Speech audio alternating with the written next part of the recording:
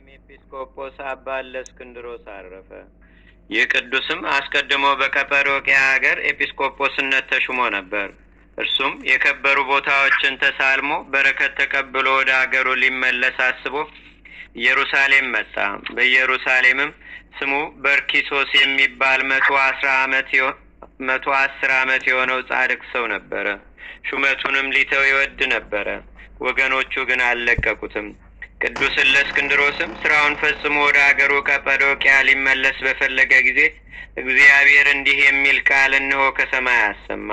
ወደ ገሌ በር ውጡ፣ አስቀድሞ የሚገባውንም ይዛችሁ በላያቸው ኤጲስቆጶስነት ሹሙት።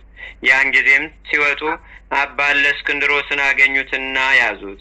እርሱም እኔ የቀጰዶቅያ ኤጲስቆጶስ ነኝ፣ የክብር ባለቤት ክርስቶስ በእነርሱ ላይ የሾመኝን መንጋዎቼን ልተው አይቻለኝም አላቸው። እነርሱም ከሰማይ ስለሰሙት ስለዚያ ቃል ስለ እርሱም እንዳመለከታቸው ነገሩት። ይህ ነገር ከእግዚአብሔር እንደሆነ በተረዳ ጊዜ ለበዓሉም የተሰበሰቡ አባቶች መከሩት። ቃላቸውንም ተቀበለ። ወደ አገሩ ቀጰዶቅያም እንዲህ ብሎ መልእክትን ጽፎ ላካት። ይቅርታ አድርጉልኝ፣ በእኔ ላይም አትዘኑ፣ በእናንተ ላይም ኤጲስቆጶስ በእኔ ፈንታ ሹሙ፣ እናንተም የተፈታችሁ ናችሁ። ያችን መልእክትም ከእርሱ ጋር አብረው ከመጡ ከቀጰዶቅያ ሰዎች ጋር ላከ። ከዚህም በኋላ እየተራዳው 5 ዓመት ያህል ከአባ በርኪሶስ ጋር ኖረ። ከዚህም በኋላ ሽማግሌው አባ በርኪሶስ አረፈ።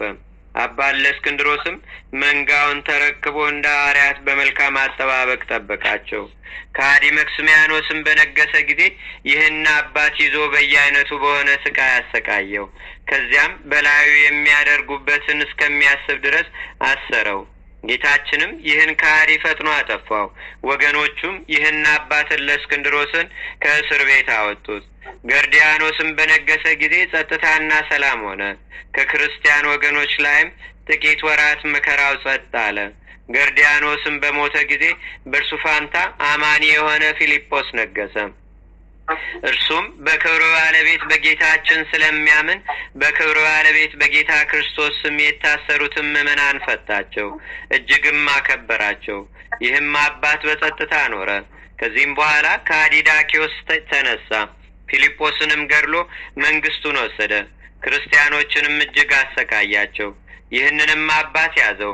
ብዙዎቹንም የቤተ ክርስቲያን ሊቃውንት ጽኑ ስቃይን አሰቃያቸው። ይልቁንም ይህን አባት አብዝቶ አሰቃየው። ጽኑ ግርፋትንም ገርፎ ስለት ባላቸው በትሮች የጎኑ አጥንቶች ተሰብረው ወደ ሆድ ውስጥ ይገቡ ድረስ አስመታው። ከዚህም በኋላ እስከ እስር ቤት ጎትተው በዚያ እንዲጥሉትም አዘዘ። እንዲሁም አደረጉበት። እግዚአብሔርም ለመረጣቸው ያዘጋጀውን መንግስተ ሰማይ እስከወረሰ ነፍሱንም በእግዚአብሔር እጅ እስከሰጠ ድረስ በክብር ባለቤት በጌታችንና በአምላካችን በመድኃኒታችን በኢየሱስ ክርስቶስ እየታመነ በዚያ ወድቆ ኖረ። በጸሎቱ የምትገኝ በረከቱም በአገራችን በኢትዮጵያ በሕዝበ ክርስቲያኑ ሁሉ ላይ ለዘላለም አድሮ ይኑር፣ አሜን። ሰላም እብል ለዘበንተ ጽድቅ ዘተዘብጠ አጽመ ገቦሁ ዘውስጥ እስከ ተቀጥቀጠ እለእስክንድሮስ ዘኮነ በኢየሩሳሌም ስሉጠ ይምጻ የዜ ንራዮ ህዳጠ ዘምስለንጦን ሶሉቃስ ዋኮ ፍሉጠ። በዚህችም ዕለት የመላእክት አለቃ ቅዱስ ሚካኤልን እግዚአብሔር ወደ ነቢዩ ኤርምያስ ላከው። ጠባብና ረግረግ ከሆነ እስር ቤትም ሴዴቅያስ ንጉሥ ባሰረው ጊዜ የንጉሱ ባለሟልና የጭፍራ አለቃ የሆነው አቤሜሌክ አወጣው። ያን ጊዜም የኢየሩሳሌምን ጥፋት እንዳያይ መራራ ምርኮንም እንዳይቀምስ ኤርምያስ ነቢይ መረቀው። እንዲህም ሆነ 66 ዓመትም ተኝቶ ኖረ። ከእርሱ ጋር ወይንና በለስ ነበረ፣ አልተለወጠም። የእስራኤል ልጆች ከምርኮ እስኪመለሱ በለሱንም ከደብዳቤ ጋር ወደ ኤርምያስ ባቢሎን አገር ላከው። ስለዚህም የዚህን የከበረ መልአክ ቅዱስ ሚካኤልን በየወሩ በ12 ቀን መታሰቢያውን እንድናደርግ የቤተ ክርስቲያን መምህራን አዘዙን። አማላጅነቱም በአገራችን በኢትዮጵያ በሕዝበ ክርስቲያኑ ሁሉ ላይ ለዘላለም አድሮ ይኑር፣ አሜን። ሰላም ለከ ዘተረሰይከ በክብር መልአከ ኪዳኑ ወምክሩ ለእግዚአብሔር ሚካኤል ረዳይ ለእለ ውስተ የብስ ወባሕር ለረድኤትከ ዘያጽቦ ነገር አልቦ በሰማይ ወአልቦ በምድር በዚችም ቀን የሀገረ ጠማው ኤጲስቆጶስ የከበረ እንጦንስና የአውሳኒዎስ መታሰቢያቸው ነው። በረከታቸውም ከእኛ ጋር ለዘላለሙ አድሮ ይኑር አሜን። በዚችም ቀን መጥምቁ ቅዱስ ዮሐንስ የተገለጠላቸው ጋይዮስና ኤስድሮስ አረፉ። በረከታቸውም በአገራችን በኢትዮጵያ በሕዝበ ክርስቲያኑ ሁሉ ላይ ለዘላለሙ አድሮ ይኑር አሜን። ሰላም ለጋይዮስ ወለኤስድሮስ አበሞ ትእዛዘ ወንጌል ለፈጽሞ ለረድኤተ ብእሲ ድውይ በጽሒቅ ዋሳምሞ አሃዱ ተሰይመ በፈቃዱ በዘይፌውስ ሕማሞ ወካልኡ ተሃርገ ይትላክ ድካሞ። አንድ አምላክ በሚሆን በአብ በወልድ በመንፈስ ቅዱስ ስም ሚያዝያ 13 በዚች ቀን ሁለት የከበሩ መነኮሳት የአባ ሜሊዮስ አርድእት አባ ኢያሱና አባ ዮሴፍ በሰማዕትነት አረፉ። በዚህችም ዕለት የሰማዕቱ ቅዱስ መናርሌዎስ እና የአባት አኮሊሳቲሞስ የአራት መነኮሳትን መታሰቢያቸው ነው።